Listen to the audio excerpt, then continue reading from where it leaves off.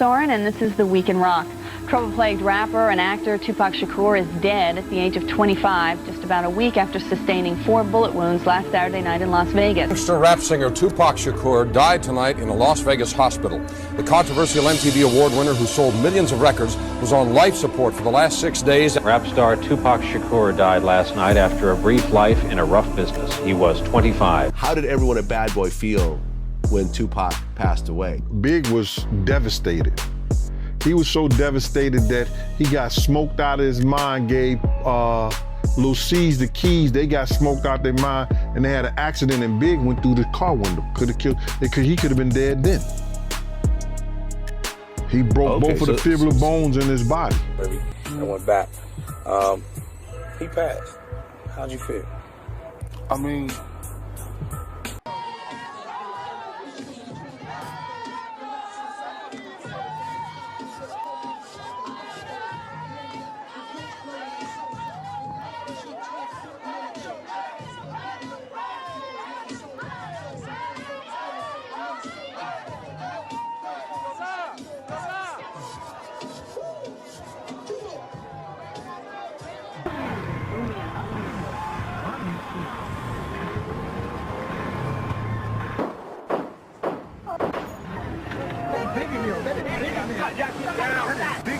Somebody got shot.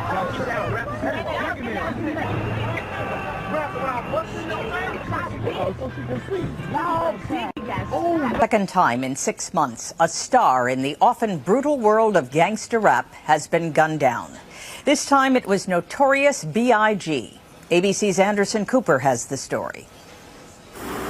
The rapper known as Biggie Smalls was shot several times as he sat in his Chevy Suburban early this morning outside the Peterson Automotive Museum in Los Angeles.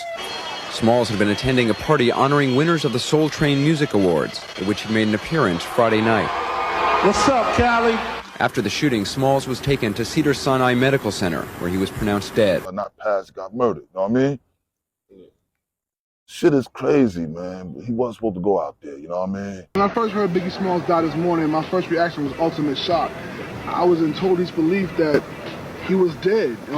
He was one of my favorite rap artists, and I can't believe it. I'm totally astounded that he's gone from my community. Another black brother is gone. It's a shame. You're killing your own people.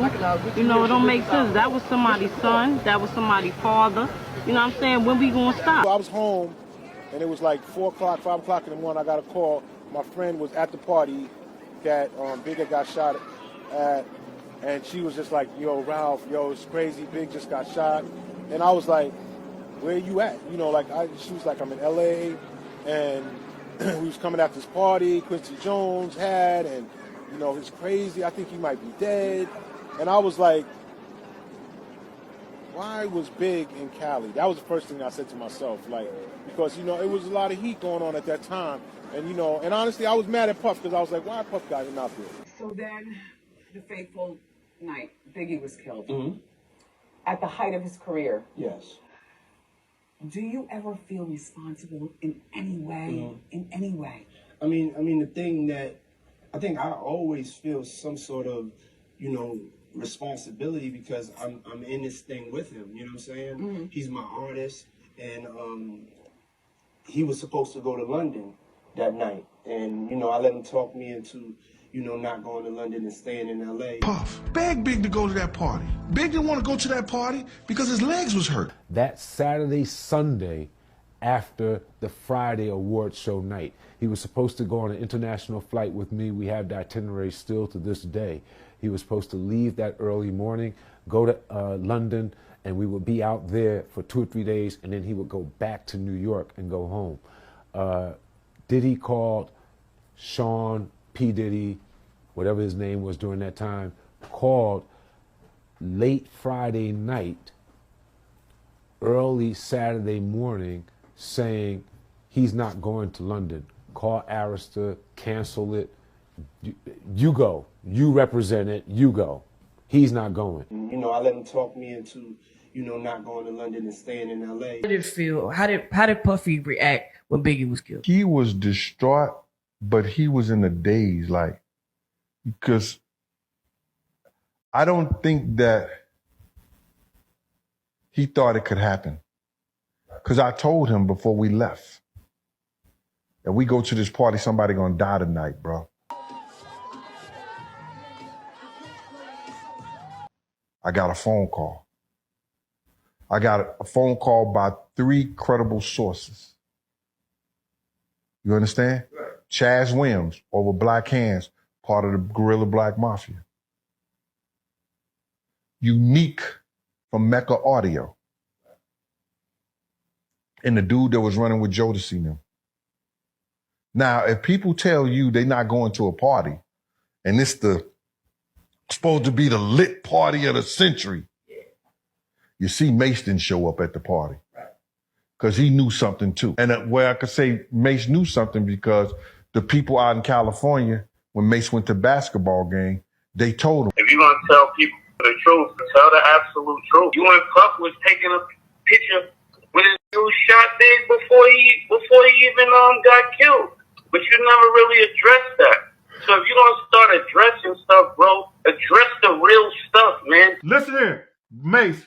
What I told you was that LAPD showed me a picture of me, Puff, and the nigga who shot Big. Why would you and Puff be taking a picture with a dude who did that? That don't make no sense. What do you mean? The nigga walked up to Puff car first. Why was y'all with him? Puff was in the car. I was standing on the outside. This nigga was coming up down the drive. He was coming down the street. What are you talking about? Let me answer the question. You guys were the security.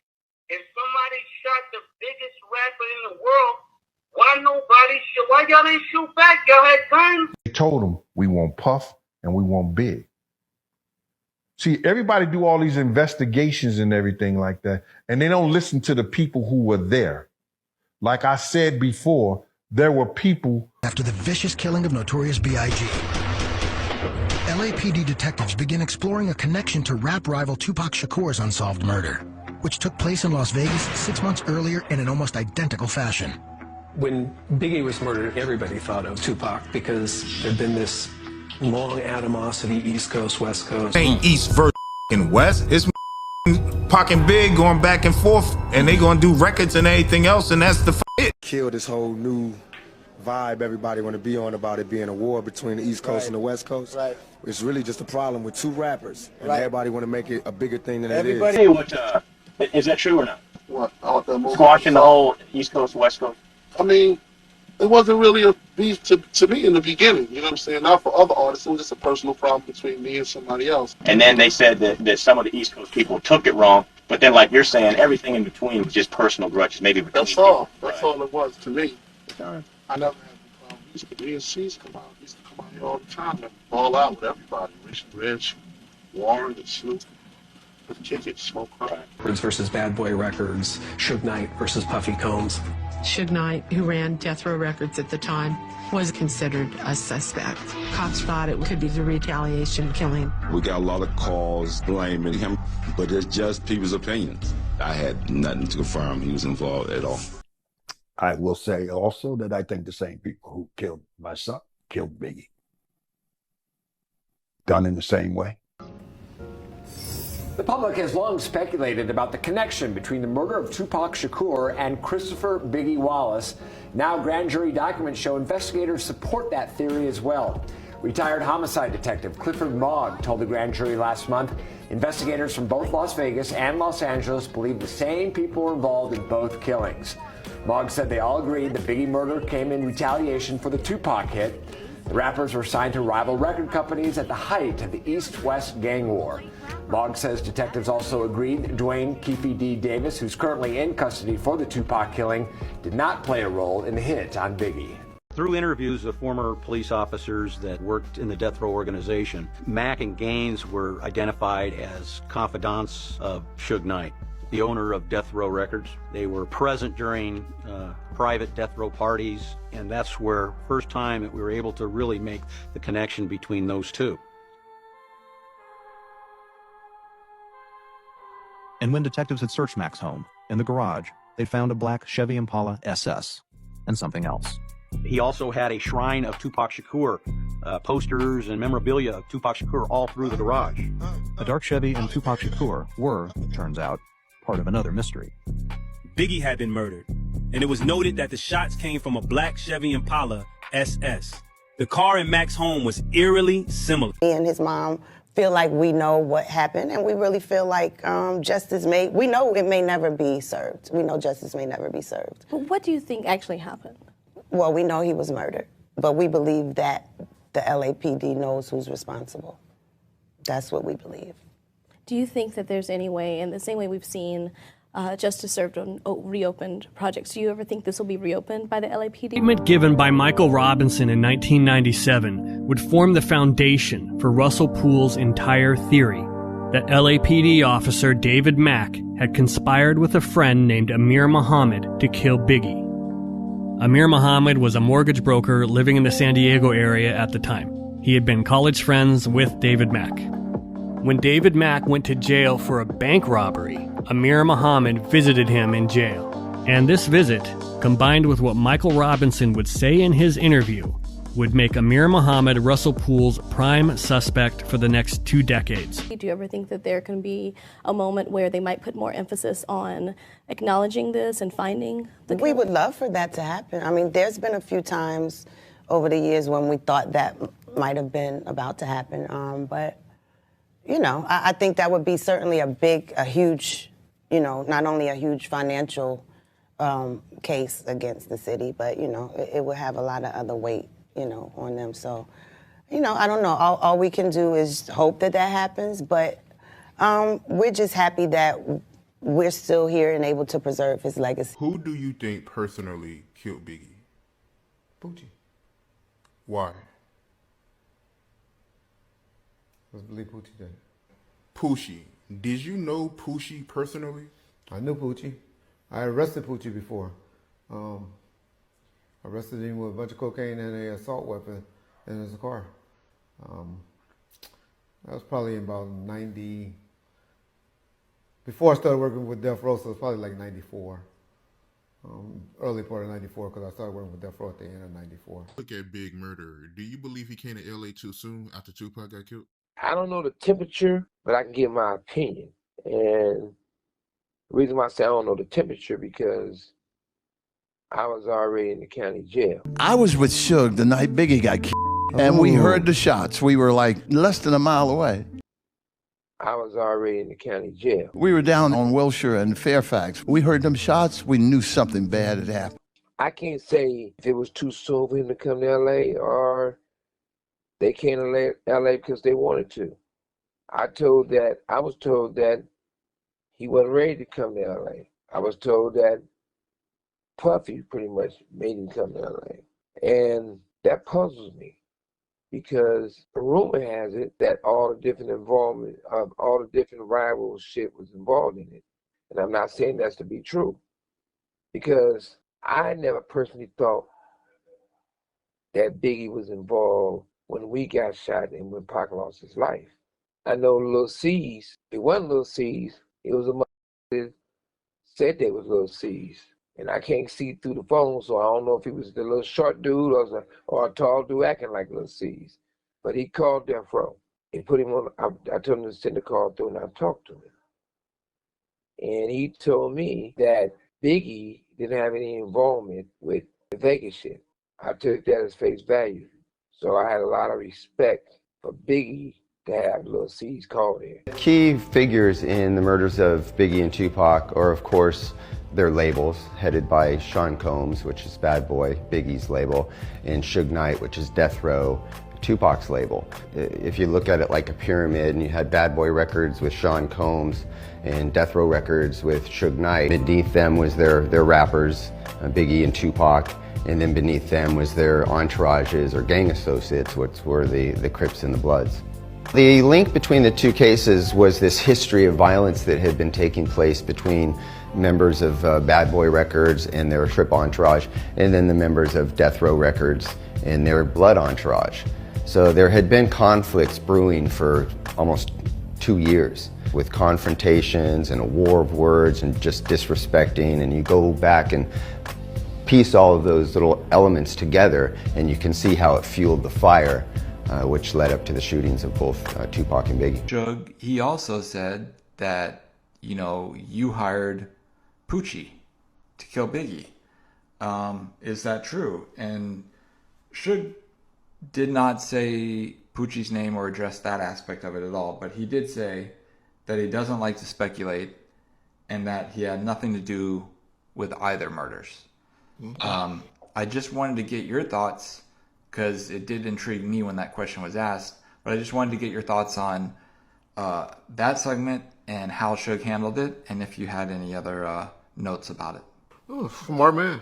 Smart man. I agree with him. Who cares about anything concerning Biggie? I don't care. People get mad at me. I was on Clubhouse and did an interview with on Clubhouse.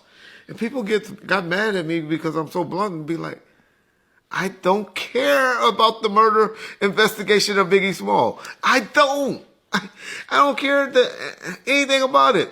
I only defend and get upset about being accused or associated to the murder of Tupac. You see the FBI. The night that Biggie Smalls died, where were you and what did you do in the aftermath right after Biggie Smalls died? Where was I? I was in a hotel. What people? That sounds like a Keefe D question. No, they didn't say you was involved. They wanted. I guess they knew everybody from Bad Boy was out there. Oh yeah, I was in the hotel. I was actually in a hotel with a young lady. And when you heard this information, what was your next actions? My next actions? After what? When you heard Biggie died, did you stay in your hotel room? Did you leave out? Did you want to go back to New York? I actually was trapped in a hotel. Now I want to ask the question. What do you mean trapped? It was about probably like 70 or so bloods in the hallway. I couldn't even leave my room. How'd you get out? One of the guys. Why would it be 70 bloods in your hallway after Biggie Smalls died? Actually, after Big got killed, they was probably looking for more Bad Boy artists, and I couldn't even leave the room. You said that the same people that was trying to kill Puffy are the same people that was trying to kill Suge. What makes you say that? Because if Suge said that Rafael Perez and David Mack was trying to kill him, those are the same people that was trying to kill Big. Because David Mack and Rafael Perez was seen at the scene. They got pictures of them at the scene. Rafael Perez was picking up bullets at the scene. Cops know you do not mess with the evidence. You leave the evidence right where it's at. So, bruh, they couldn't get Puff, and Big was collateral damage. So pretty much what you're saying, right? And I'm trying to make sure I'm hearing you correctly. You're saying that the same people that killed Biggie are the same people that killed Tupac, LAPD. If Suge says, if you solve one murder, you solve them both, I got to go with the eyewitness. And I don't know why would Suge say that when Keefe D says that it was him, Orlando, and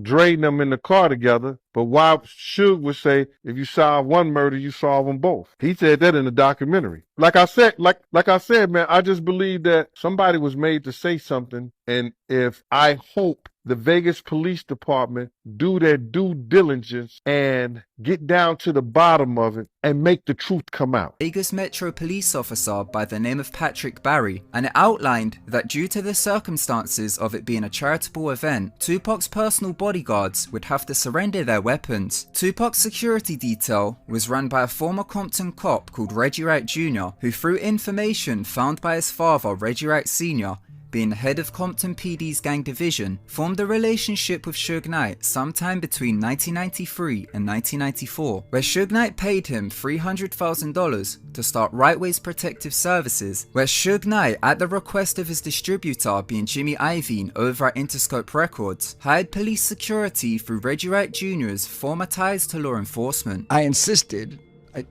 that they get real security.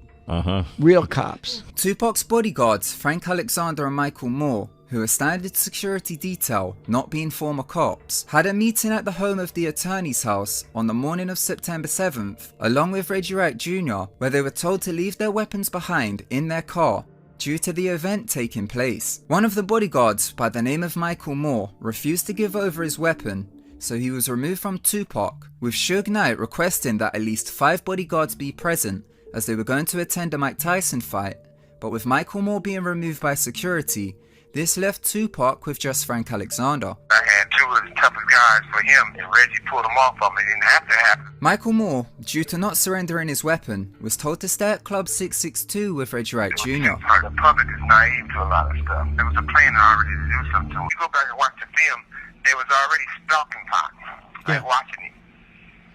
So that just tipped the iceberg when something happened.